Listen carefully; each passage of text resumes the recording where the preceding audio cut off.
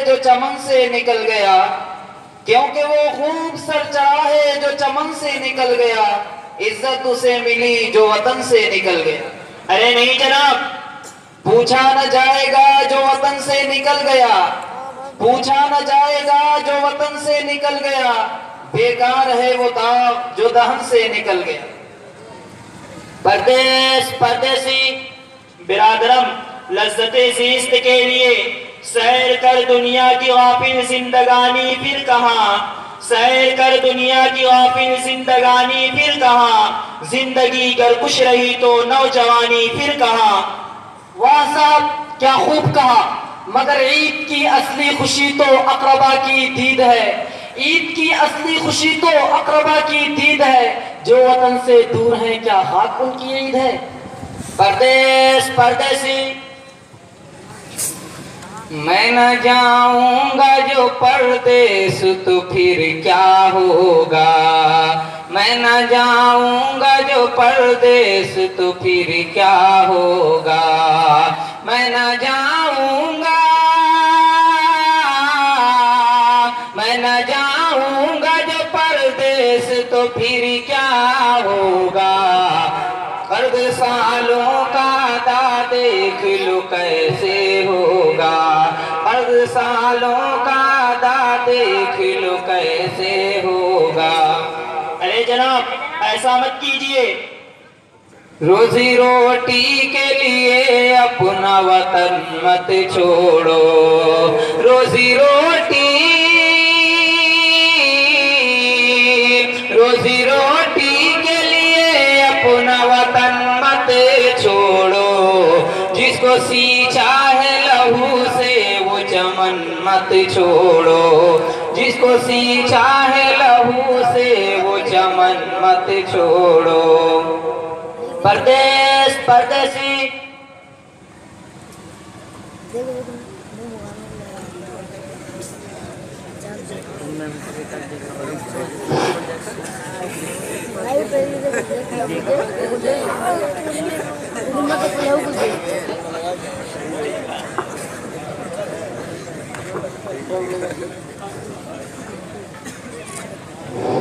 अस्सलामु अलैकुम वरहमतुल्लाहि वबरकातुहू। वालेकुम अस्सलाम वरहमतुल्लाहि वबरकातुहू।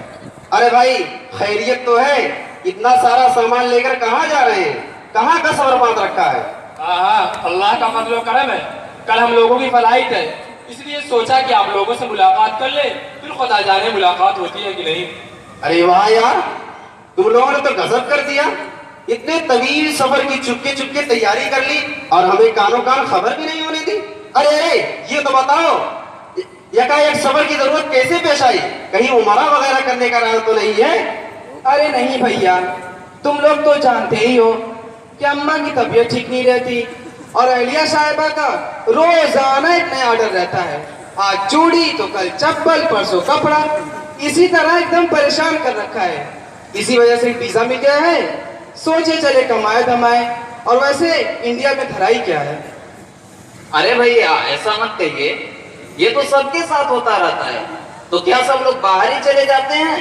अरे यही रहकर अपनी रोजी रोटी का इंतजाम कीजिए। अरे नहीं चाचा, आप ही बताइए, यहाँ रहकर कुछ होने वाला है।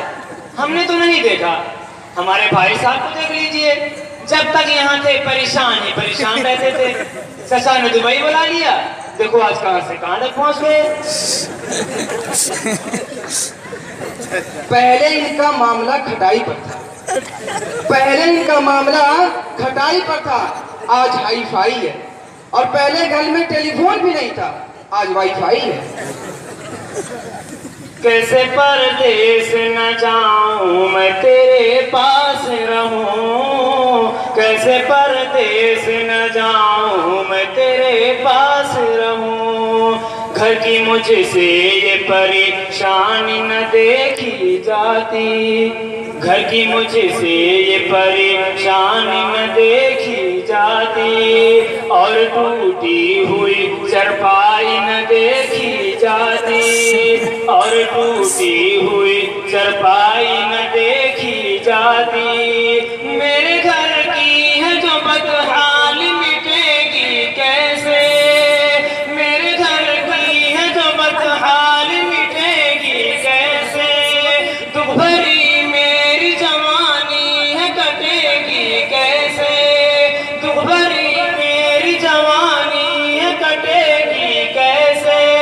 कर्ज सालों का अदा देख लो कैसे होगा।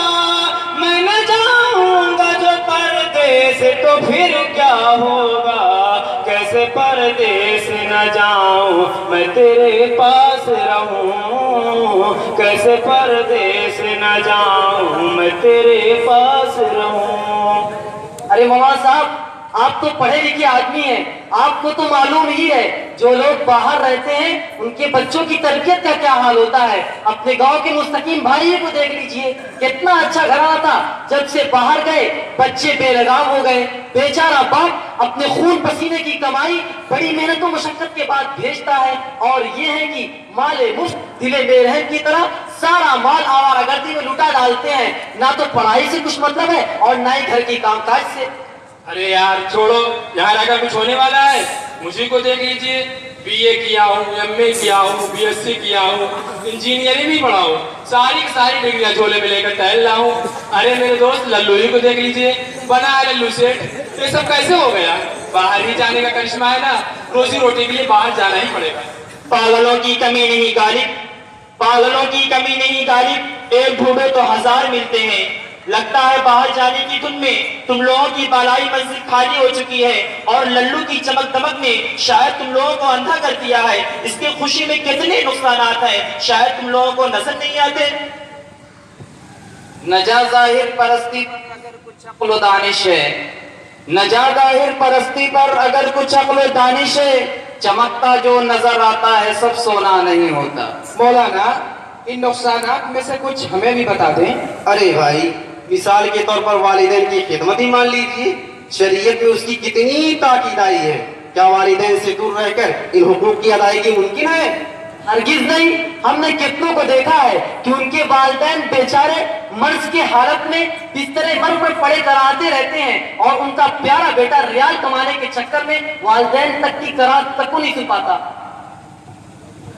अरे इसी लल्लू ही को देख लीजिए, इसकी मालदारी के सिलसिले में आप थोड़ी देर पहले आसमानों जमीन के कुलाबे मिला रहे थे। इसकी माँ के इंतकाल को चंद रोज भी नहीं गुजरा, बेचारी माँ अपने बेटे को देखने के लिए एक नजर तरसती रही, और आज जनाब बेपनाह मालो दौलत के बावजूद देखना तो दूर की बात, अपने माँ के जनाजे को काथा भी न दे। अरे जनाब, आज इसी समाज के अंदर बहुत से लोग ऐसे हैं जो यहाँ ना किसी काम के थे और ना कोई इज्जत देने के लिए तैयार था, और तो और 25 साल की उम्र गुजर गई, ढूंढते तो कोई रिश्ता नहीं मिल रहा था। जहाँ एक सफर हुआ, भैया के लिए रिश्ता की लाइन लग गई। आज इस समाज में एक अलग सोच हो गई है। चल भैया, हम तो चलेंगे। अरे सब सामान वगैरह बांध लिया है ना, टिकट रख लिया है। फ्लाइट छोड़ रही, जल्दी करो।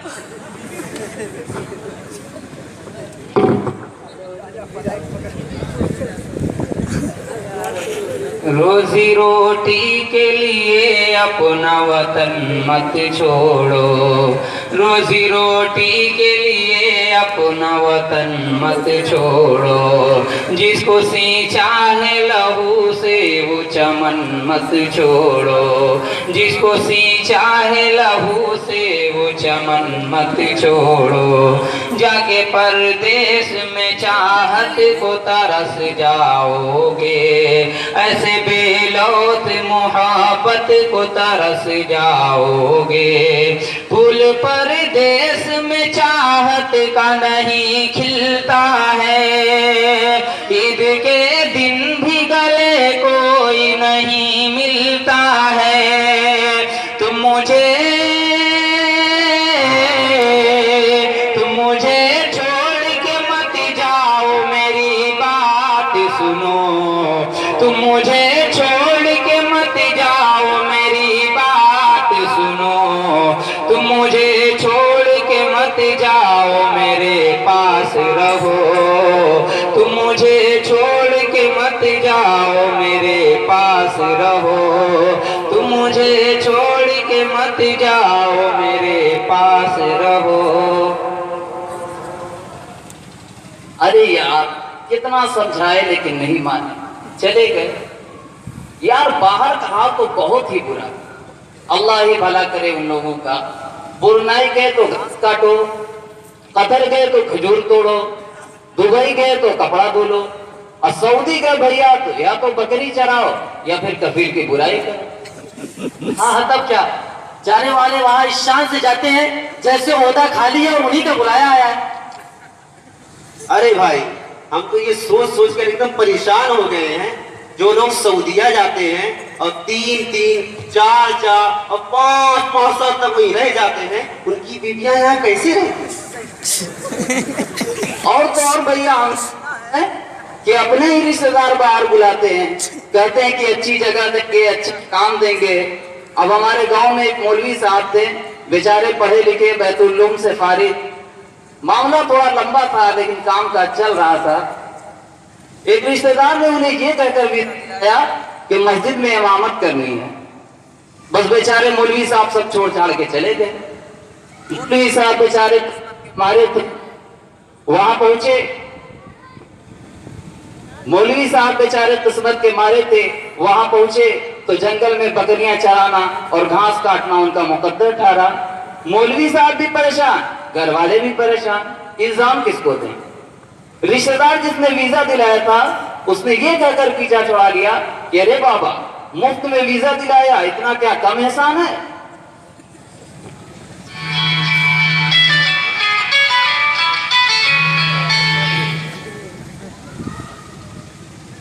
अरे दुबई से भैया का फोन आ रहा है। अरे अरे उठाओ, बात करो, उठाओ। अस्सलाम वालेकुम। वालेकुम अस्सलाम व रहमतुल्लाहि व बरकातुहू। और खैरियत से है?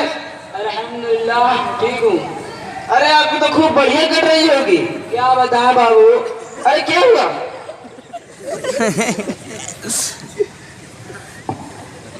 जो घर से दूर होते हैं, बहुत मजबूर होते हैं, कभी बाहों में सोते हैं, कभी छिप छिप के रोते हैं, घरों को याद करते हैं तो फिर फरियाद करते हैं। बड़ी मुश्किल से एक कमरा जहां कोई नहीं रहता तो फिर 2-4 हम जैसे मिला लेते हैं सब पैसे और आपस में ये कहते हैं कि सब मिलजुल के रहते हैं। कोई खाना बनाएगा, कोई झाड़ू लगाएगा, कोई धोएगा सब कपड़े, तो रह लेंगे बड़ी सुख से। थकन से चूर होते हैं, सुकून से दूर होते हैं, बहुत जी चाहता है तब कि माँ को भेज दे या रब, जो अपनी गोद में लेकर हमें ठंडी हवा देकर सुला दे नींद कुछ ऐसी कि टूटे फिर न एक पल भी। अवाइल में महीने के सब अपने खूब पसीने के जो पैसे जोड़ लेते हैं, घरों को भेज देते हैं और अपने खत में लिखते हैं कि हम अपना ध्यान रखते हैं। बड़ी खुशबख्त घड़ियां हैं, यहाँ खुशियां ही खुशियां हैं। ओहो, अल्लाह भला करे। अच्छा आप ये बताइए, आपका इरादा कब है आने का? क्या बताएं बाबू, अरे मैं फंस गया हूँ। वो लोग गए थे, अभी आए नहीं क्या? एक मिनट, लगता है आ ही गए।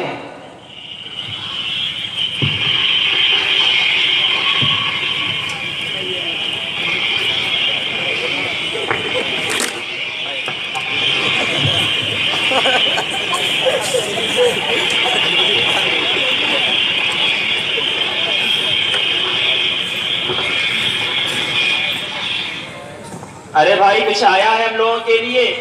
सिगरेट पिए बहुत दिन हो गए हैं और आजकल तो सिर्फ बीड़ी पर गुजारा चल रहा है। हाँ हाँ, क्यों नहीं। सिगरेट लाया हूँ, मोबाइल भी लाया हूँ, घड़ी भी लाया हूँ, बहुत सारा सामान लेके आया हूँ।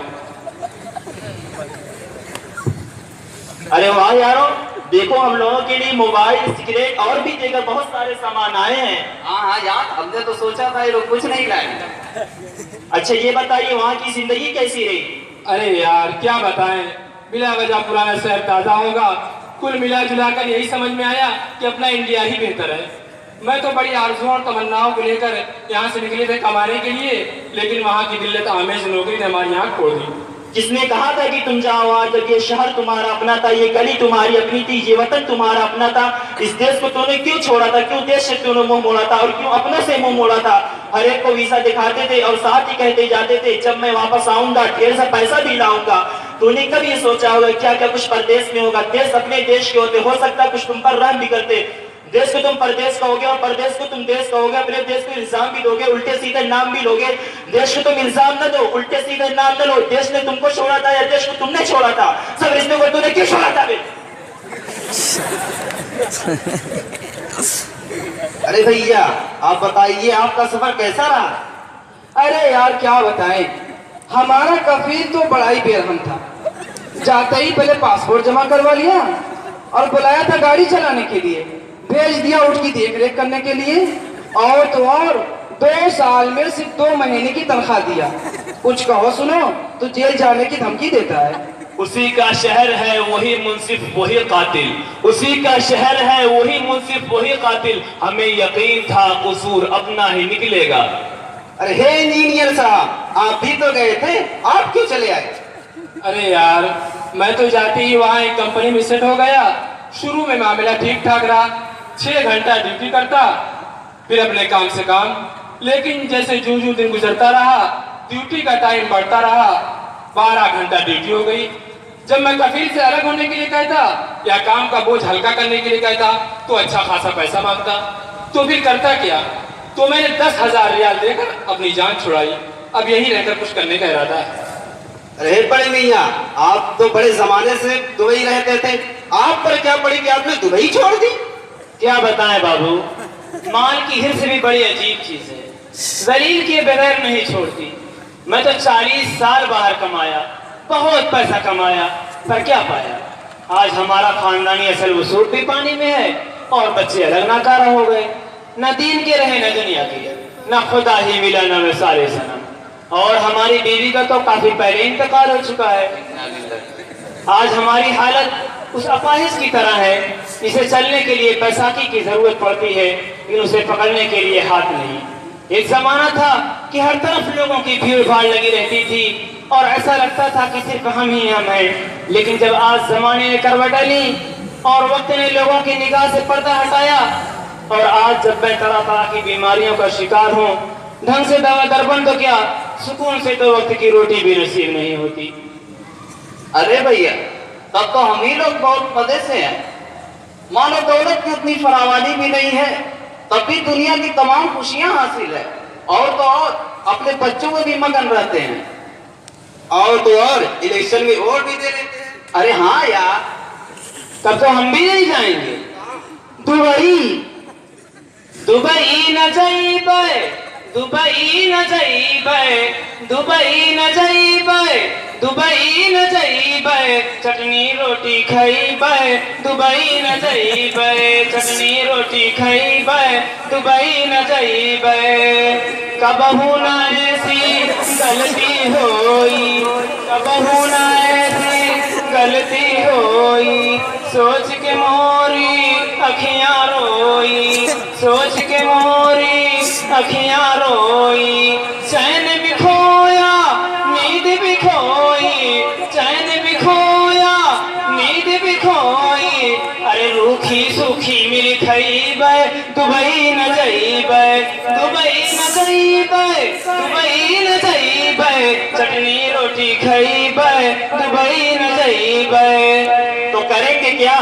सोचे हैं अब तो धंधा करबे, सोचे हैं अब तो धंधा करबे, साफ हो चाहे गंदा करबे, साफ हो चाहे गंदा करबे। अरे ना ही कुछ तो चंदा करबे, अरे ना ही कुछ तो चंदा करबे, अरे ना ही कुछ तो चंदा करबे।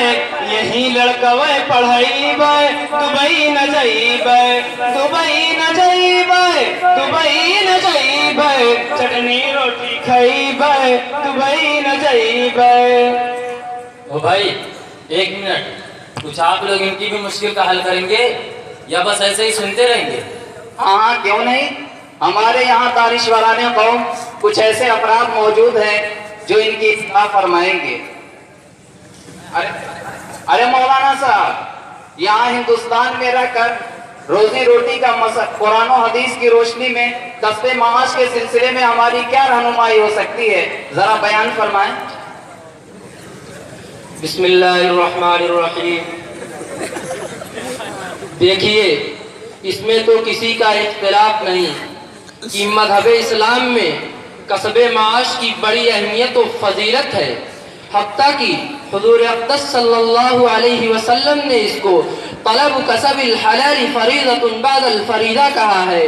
लेकिन मौजूदा ज़माने में कसबे माश का जो तरीक़े अमल है, यानी अहलो अयाल और वतन से दूर होकर किसी अजनबी मुल्क में क़याम करना, ये फितरी मिजाज और शरई नुक्ते नज़र के बिल्कुल खिलाफ है और बिलखुसूस उलमा बिरादरान के लिए तो इंतहाई मुज़िर है कि दीन शरीयत की नश्र इशात तर्क करके रिज़्क़ की तलाश में लग जाना आपकी शायान शान नहीं। आपका मकसद जिंदगी तो किताब और सुन्नत की तबलीग और तरवीज और ज़माने के हालात के एतबार से माहिर रिजालकार व अफराद तैयार करना है, जैसा कि असलाफ व अकाबिर की जिंदगी हमारे सामने खुली हुई किताब के मानिंद बिल्कुल वाज़ेह है। और रहा रिस्क का मसला, तो क्या आपको किताब सुन्नत में उसका हल नहीं मिला? आयत करीमा वमा मिन दाब्बतिन फिल अर्दि इल्ला अल्लाह रिज़्क़ुहा आपसे क्या कह रही है? वयर्ज़ुक़ुहु मिन हैथु ला यहतसिब का मतलब आपने नहीं समझा। ला नस्अलुका नहनु नर्ज़ुक़ुक वल्लाक़िबतु लित्तक़वा में खुदावंद कुद्दूस आपसे क्या कह रहे हैं? और ऐसे ही हुजूर का फरमान लन तमूत हत्ता तस्तकमिल रिज़्क़हा में तो इसी चीज को हल किया गया है। खुलासा कलाम यह है कि हमारी सीने नबूवत का मिशन दुनिया पर है ही नहीं, बल्कि हमारी जिंदगी का वाहिद मकसद दीन और शरीयत की नश्र इशात में रहना है। और रहा रिज़्क़ का मसला, तो शरीयत ने हमारे सामने जो कसबे माश का हल पेश किया है उसको अपनी जिंदगी का नस्बुल ऐन बनाएं ताकि हम दुनिया व आखिरत में कामयाब हो जाएं। अरे इंजीनियर साहब, आप तो असली तालीम पढ़ रहे हैं।